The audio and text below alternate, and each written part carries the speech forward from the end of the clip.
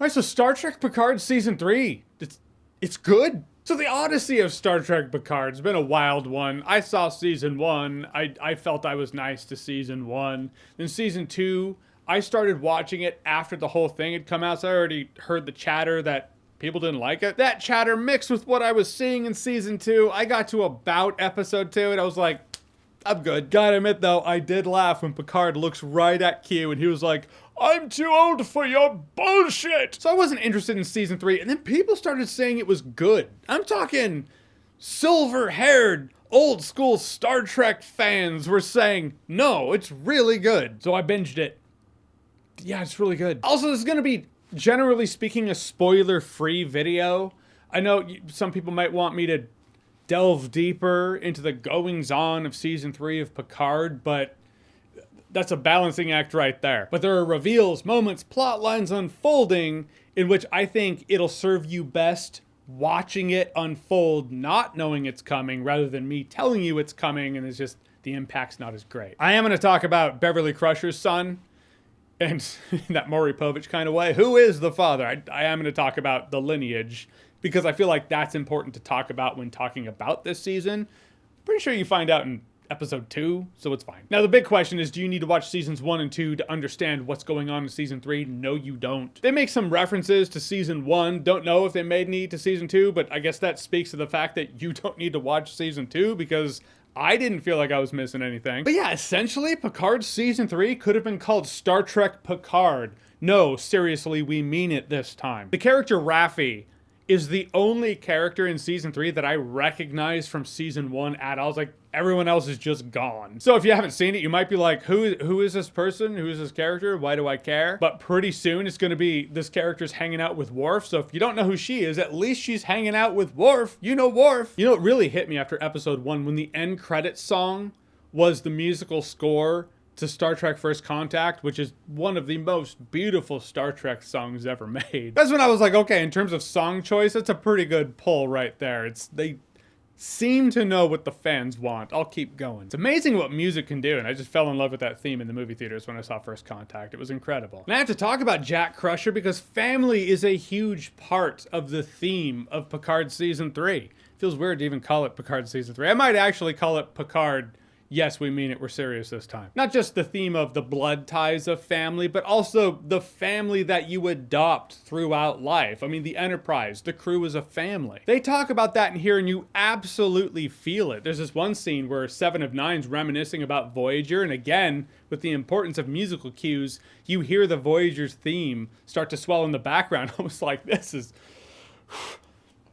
yeah, this is hitting. That's another thing I liked about this. This isn't just a love letter to Next Generation. I mean, it is, but it's a love letter to that chapter in the Federation's life. In that time frame, you had Next Generation, Deep Space Nine, and Voyager, and you get ties to all of it at some point. It actually felt very MKX. If I look back at Mortal Kombat X, I feel Mortal Kombat X did a really good job at having the legacy characters age, and then they bring their offspring, their sons and daughters and their friends into it. And it all mixed really well. That's what this feels like. You know, Geordie LaForge has a daughter. She's at the helm. Picard and Beverly Crusher have their son, Jack. Yeah, oopsie daisy. I'm editing this video and I realized I forgot to tell you. Jack is the love child of Beverly Crusher and Jean-Luc Picard. Okay, moving on. I know this may finish me. Shut up, Wesley. And there's intrigue. There's mystery with Jack. You're like, why does he seem to see the upside down from Stranger Things? What's going on with him? I mean, yeah, granted, it still deals with the whole, oh, Jean-Luc, you never really wanted a son. You didn't think you'd be good at it. I'm like, so Inner Light still didn't happen. And okay, whatever. But if you're going to ignore Inner Light, at least give me a compelling character dynamic between these two. And I felt they did. Now, bringing the characters back, I was worried about Worf. It's probably another reason I was like, I don't need to watch this. Because in the trailer, and also in the show, Worf says something about, you should know that I now prefer pacifism to combat. We're all gonna die. I was like, of course, they took the proud warrior Klingon and they're making him a pacifist. What? There's nothing more 2023 than that. But it's not really like that. The first thing he does is kill a group of scumbags, decapitates this one dude. I was like, oh, okay, so you're still a proud Klingon warrior. Worf, you just, you meditate and find your center before or after doing that. I can get behind that. That's awesome. We do have some newcomers as well. The villain's played by Amanda Plummer. She plays Vadic. Amanda Plummer's such an interesting choice because I'm used to her playing quirky characters, and she absolutely does in here. Her on the edge of madness is absolutely in line with the character, and I dug what her character was tied into. Damn, spoiler free. I liked that. That was a good pull. And I gotta give props to Brent Spiner. My recent binge of Star Trek The Next Generation, I'd watch all the special features at the end of each of the seasons, and they all just give so much love to Brent Spiner. Like Patrick Stewart's like, he is so talented. And you really do see it. You look at that episode, The Fistful of Datas is what it's called, where the holodeck starts going awry.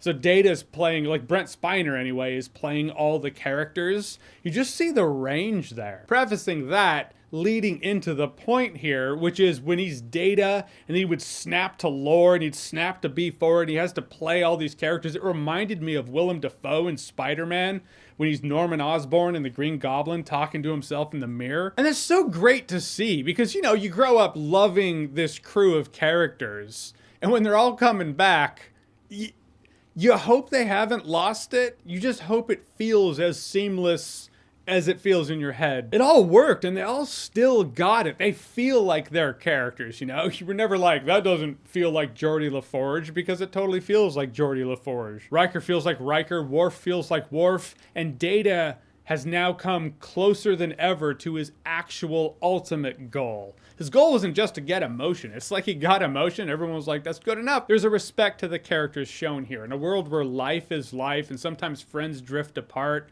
you get the feeling, yeah, this crew hasn't seen each other in a very long time, but they come back together. Well, because time is relative. It could be a million years, but they are still that family. I will say there were a couple moments where I was like, that is nostalgia bait. You know, like Moriarty, saw him in the trailer and I was like, oh shit, Moriarty's coming back. So that little simulation he was in didn't get destroyed when Enterprise D went down in Star Trek Generations. Betty's pretty pissed about that. Turns out it's not really that. He's just in it for one scene and it's a simulation of him. It's not the same program per se. And so then the scene's over and it ends and he's gone. I was kind of bummed out about that. He was one of the memorable characters. One of the ones that calling him a villain doesn't really do the complexity of the character justice. He's incredible and he's my favorite Moriarty. Just ever. I mean, it was good to see him, but that nostalgia wasn't as organic as the rest of it in the show. Also, the show is really dark. At a point, I was like, does the Federation have a religious thing against lights? What's with the lighting? The bridge is super dank. There's, at the end of the show, someone's getting their debriefing. They're getting a talking to.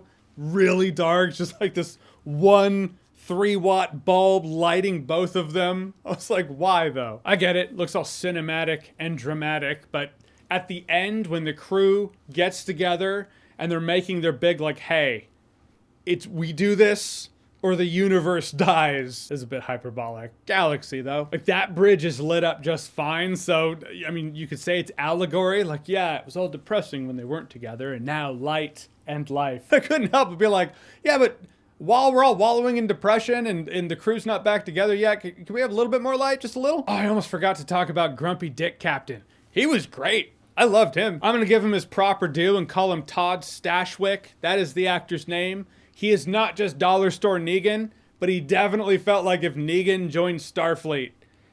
Bring that energy. Not that he's bludgeoning people to death with bats or anything, but you know when they turn Negan good? Were you still watching at that point? No? Well, I'll fill you in. They turned Negan good. Right, but he still had that sarcastic energy. This dude is that as a captain. He was just such a grumpy, curmudgeonous dick. I couldn't help but be entertained when he was on screen. He's one of those characters you don't necessarily want to go out of your way to hang out with him. But say you're hanging out with friends and this dude showed up, you'd be like, oh man, it's the grumpy dick. And then by the end of the night, you'd be like, but he did make me laugh. He was fantastic, a total standout. There's a moment dealing with him in 7 of 9 where I was like, shut up. I'm not crying. You're crying. Trek will bring on the man tears, and they're supposed to. And, you know, when at a point when the axe drops, and it's like, okay, these are the stakes, and we really gotta It's up to us, crew. I thought that was actually really clever, just in terms of the tech of the universe. I really dug that. And in the last couple episodes, I didn't know who was going to live or die. I like that because it's like, yeah, you bring the crew back. They're all, you know, aging, we'll say. This is the last season of Star Trek Picard. I feel like this is probably the last time these actors are going to reprise these roles, so anything can happen. I like not knowing who's gonna live or who's gonna die. And the stakes, they were the fucking stakes. And in the end, this is the final mission for the Next Generation crew that they deserve. I mean, they essentially had that at one point with All Good Things. It's an incredible series finale. One of the best ever. Though the Next Generation movies were, when it was great with First Contact, ended with a whimper in Star Trek Nemesis. And that's what we were left with. That was the last mission with this crew. They just deserved better. This is that better, and I'm glad I watched it. And I'm glad it looks like the creative team listened to fans, and they're like, okay, they're not digging seasons 1 and 2. Oh, they want the crew to get back together and have that whole next gen. All right. I guess we'll give them that. I mean, in terms of the Next Generation crew coming back together, the band is getting back together. What do you want to see?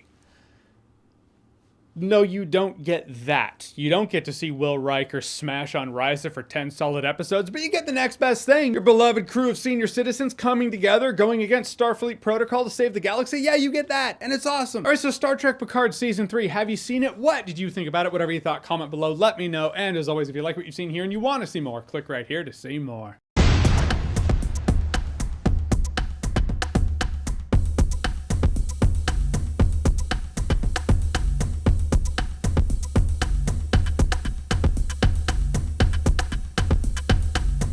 Also, yes, I finally watched Andor.